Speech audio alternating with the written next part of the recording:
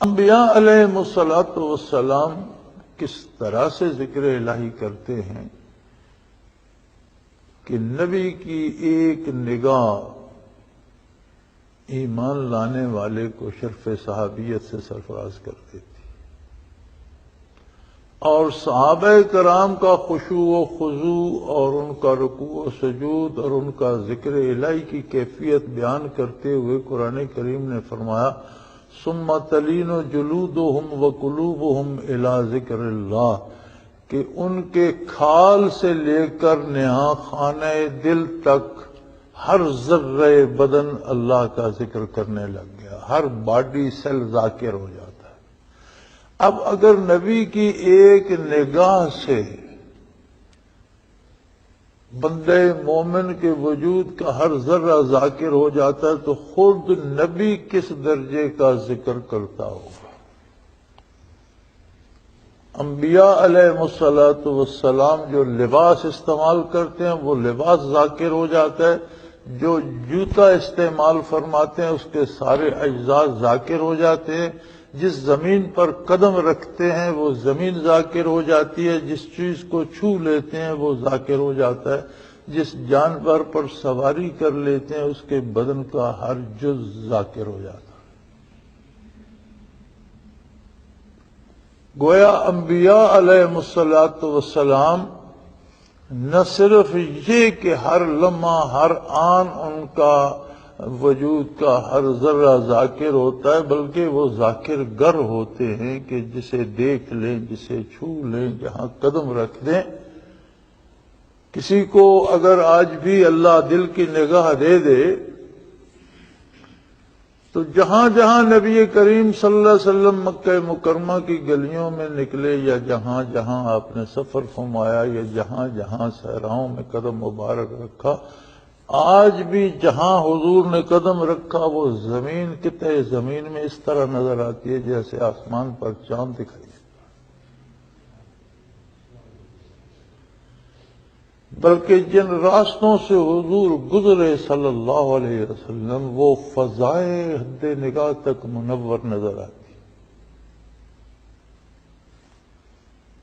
بلکہ اس کے بارے میں نے ایک دفعہ حضرت رحمۃ اللہ علیہ سے پوچھا بھی تھا غالباً کہ اس بات کی سمجھ نہیں آ رہی کہ قدوم مبارک کے نشان تو منور ہو گئی، فضائیں منور کیسے؟ تو حضرت نے فرمایا تھا کہ جہاں تک حضور نبی کریم کی نگاہ پاک گئی ہے وہ فضا منور ہو گئی اور قیامت تک رہے گی۔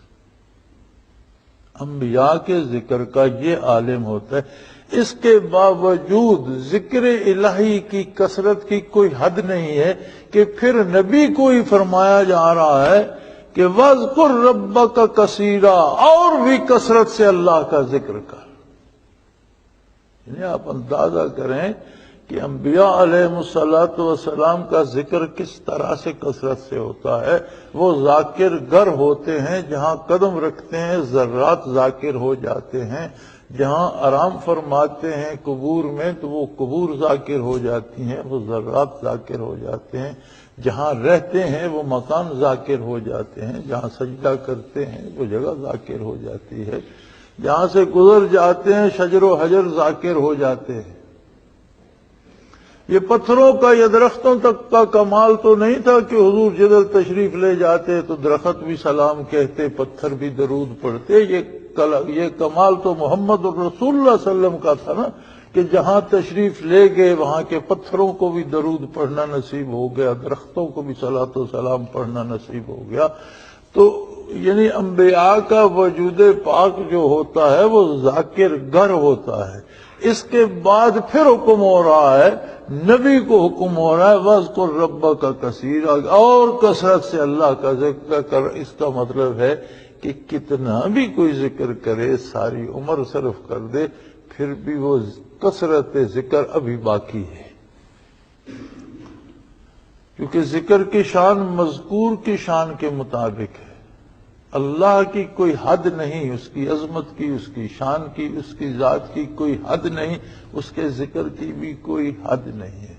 یہاں اگر کوئی 4 دن 4 تسبیحات پڑھتا ہے یا 5 دن نماز پڑھ لیتا ہے تو سمجھتا ہے میں نے اللہ پر بڑا احسان کیا، بڑا تیر مارا، بلکہ کثرت ذکر کی تو کوئی حد ہی نہیں ہے کہ اللہ اپنے نبی سے کہہ رہا ہے کہ جب یہ نشانیاں آپ کو عطا ہوں تو وَاذْكُرْ رَبَّكَ كَثِيرًا، اللہ کا ذکر اور کثرت سے کر، وَسَبِّحْ بِالْعَشِيِّ وَالْإِبْكَارِ، اور رات دن ذکر کرتا چلا جا۔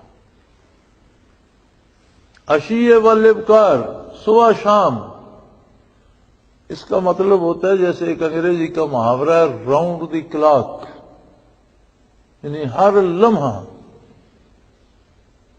دو انتہائیں ہیں نا دن کی، صبح اور شام، تو جب دونوں اور رات کی بھی دونوں انتہائیں ہیں صبح اور شام، اور جب رات دن کی دونوں انتہاؤں کا ذکر آتا ہے تو مراد ہوتا ہے کہ رات دن کا ہر لمحہ ہر آن ذکر الہی کرتے رہیے، تو اللہ کریم کا ذکر نصیب ہو۔ اس پہ بہت سے احباب کو یہ ہوتا ہے جی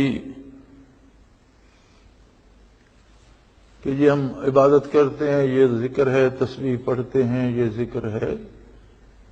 ذکر کے مختلف درجات ہیں، صرف عبادت ہی ذکر نہیں ہے، بلکہ دنیا کا جو کام بھی شریعت کے مطابق کیا جائے وہ ذکر الہی ہے، اور وہ عملی ذکر ہے، اور اس میں اللہ کی یاد موجود ہے۔ یہ کام ایسے کیوں کر رہے ہو، یہ اللہ کا حکم ہے، اللہ کے رسول صلی اللہ کا حکم ہے، اس میں ذکر موجود ہے، اور یہ عملی ذکر ہے۔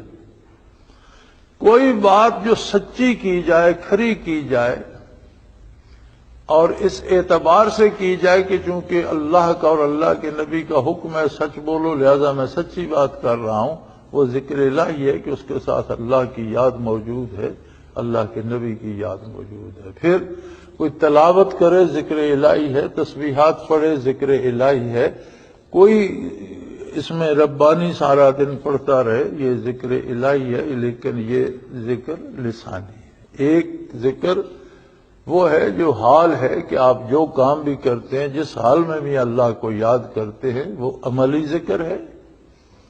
زبان سے نیک بات کہتے ہیں یا تلاوت کرتے ہیں یا تسبیح پڑھتے ہیں، یہ ذکر لسانی ہے۔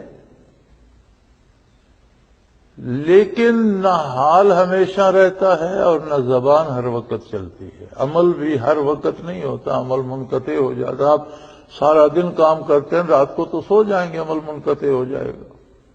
زبان سے آپ کتنا ذکر کرتے رہیں، کتنا ذکر کرتے ہیں، زبان خاموش ہو جائے گی، ذکر منقطع ہو جائے گا۔ ذکر کثیر نہ عمل سے ہو سکتا ہے نہ لسان سے ہو سکتا ہے۔ تیسرا ذکر ہے ذکر قلبی، دل ذاکر ہو جائے، دل میں یاد رچ بس جائے، اور دنیا کا کوئی بھی کام کر رہے ہوں دل یاد سے غافل نہ ہو۔ وہ ایک پنجابی کا کہا گیا اس کے لیے ایک محاورہ کہ ہتھ کارول دل یار ول۔ آپ کوئی کام کر رہے ہو دل اللہ اللہ کر رہا ہو، آپ بات کر رہے ہو دل اللہ اللہ کر رہا ہو، آپ کھانا کھا رہے ہو دل اللہ اللہ کر رہا ہو، آپ سو جائیں دل اللہ اللہ کر رہا ہو، آپ جاگے تو پتہ چلے دل ذاکر تھا، سینے میں دھڑک کر باہر آنا چاہتا ہے۔ آپ سوتے رہیں، ذکر قلبی نصیب ہو جائے، وہ چلتا رہے گا۔ بندہ مر جائے، قبر میں چلا جائے، مٹی کے نیچے اتر جائے اور دل اللہ اللہ کرتا رہے تو ایک حد تک ذکر کثیر کے معنی کو پا لیتا ہے، کسی نہ کسی حد تک کثرت ذکر میں داخل ہو جاتا ہے۔ عملی ذکر کثیر نہیں ہو سکتا، عمل میں انقطاع آتا ہے۔ لسانی ذکر ذکر کثیر نہیں ہو سکتا کہ اس میں انقطاع آتا ہے، زبان بند ہوتی ہے۔ لیکن جب قلب ذاکر ہو جاتا ہے، ذکر خفی قلبی نصیب ہو جاتا ہے، تو وہ ذکر دوام ہوتا ہے۔ دل دھڑکنا چھوڑ جائے لیکن ذکر کرنا نہیں چھوڑتا اگر ذاکر ہو جائے۔ موت آ جائے، دل دھڑکن بند کر دے، دھڑکنا چھوڑ سکتا ہے، لیکن اگر ذاکر ہے تو ذکر نہیں چھوڑتا۔ اس کے اندر جو لطیف ربانی ہے وہ ذکر کرتا ہی رہتا ہے، وہ قبر میں بھی کرتا رہتا ہے، تاکہ قلب ذاکر سے قبور ذاکر ہو جایا کرتی۔ تو کثرت ذکر کی بات جب بھی آتی ہے سوائے ذکر قلبی کے اس مفہوم کو پورا نہیں کیا جا سکتا۔ بعض لوگوں کو سوال یہ ہوتا ہے کہ یہ جس طریقے سے صوفیاء ذکر کراتے ہیں اس طریقے سے ثابت ہے؟ اور یہ سوال وہ لوگ پوچھتے ہیں جن کی زندگی کا ہر کام خلاف سنت ہوتا ہے۔ جو کام دوسرے آپ کر رہے ہیں یہ ثابت ہے شریعت سے، اس کی پرواہ نہیں کرتے، لیکن جب اللہ اللہ کی بات آتی ہے تو اس طرف جو کام اللہ کے یہ نیک بندے کرتے ہیں آپ کیسے سوچ لیتے ہیں کہ یہ خلاف شریعت کر رہے ہیں؟ پھر بڑی آسان سی بات ہے کہ ذکر کا حکم ہے قرآن کریم میں، اور سب سے زیادہ جو حکم براہ راست یا بالواسطہ دیا گیا وہ ذکر کا ہے۔ لیکن قرآن کریم نے ذکر پر کوئی پابندی کسی طریقے کی نہیں لگائی۔ جیسے نماز ہے، نماز کے طریقے کی پابندی ہے، وقت کی پابندی ہے، رکعت کی پابندی ہے، رکوع و سجود کی پابندی ہے، فاتحہ شریف پڑھنے کی پابندی ہے، ہر حرکت پہ تکبیر کہنے کی پابندی ہے، بہت سی پابندیاں ہیں نا۔ اوقات بھی مقرر ہے اور طریقہ کار بھی، روزہ ہے اس کا وقت بھی مقرر ہے، مہینہ بھی مقرر ہے، افطار و سحر کے قواعد و ضوابط مقرر ہے، حج ہے اس کا وقت بھی مقرر ہے، دن بھی مقرر ہے اور ارکان بھی مقرر ہے۔ سب عبادات کے اوقات مقرر ہیں، ذکر کے لیے کوئی طریقہ، کوئی ایک خاص وقت کچھ مقرر نہیں ہے۔ کثرت ذکر کا حکم ہے، اور جتنے سلاسل ذکر ہیں وہ جس طرح سے بھی ذکر کرتے ہیں، اگر ان میں کوئی خلاف شریعت عمل ہوگا تو اس کی اجازت نہیں ہوگی۔ شرعی حدود کے اندر کوئی بیٹھ کے کرتا ہے، لیٹ کے کرتا ہے، حرکت کر کے کرتا ہے، آنکھیں بند کر کے کرتا ہے، آنکھیں کھول کے کرتا ہے، ایک بیٹھ کے کرتا ہے، 50 مل کر کرتے ہیں، تو جو بھی کام شریعت کے اندر کرنا جائز ہے اس طرح سے ذکر میں ہر سارے طریقے سے لیکے جائز۔ فرق یہ ہے کہ ہر ایک شیخ کی اپنی تحقیق ہے، ہر سلسلے کا اپنا طریقہ ہے، جس طرح انہوں نے زیادہ مفید سمجھا اس طریقے کو انہوں نے اپنا لیا، اور اس طریقے سے ان سے برکات و انوارات نصیب ہوتی ہیں۔ لہذا ذکر کا حکم مطلق ہے، اور اس کا کوئی طریقہ نہ اللہ نے پابند فرمایا، نہ اللہ کے رسول صلی اللہ علیہ وسلم نے پابند فرمایا، نہ کوئی آج پابند کر سکتا ہے۔ ہم یہ نہیں کہہ سکتے کہ جس طرح ہم ذکر کرتے ہیں یہ صحیح ہے، جس طرح دوسرے کرتے ہیں وہ غلط ہے، نہیں۔ جس طرح جس کا جی چاہے، ایک ہی پابندی ہے کہ ذکر کے نام پر کوئی کام خلاف شریعت کرنے کا کوئی جواز نہیں۔ شرعی حدود کے اندر کوئی جس طرح ذکر کرتا ہے وہ سب جائز ہے۔ ہاں،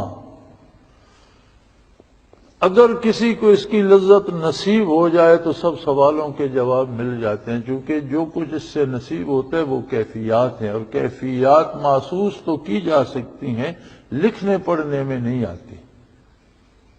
کیفیات کے لیے کوئی لفظ وضع نہیں کیا گیا کہ وہ لکھ کر بتا دے، کیفیات صرف محسوس کی جاتی ہیں۔ یہ انہی کا کام ہے جنہیں اللہ نصیب کر دے، اور میری تو دعا ہے کہ اللہ تمام مسلمانوں کو نصیب کرے۔ وآخر دعوانا ان الحمدللہ رب العالمین۔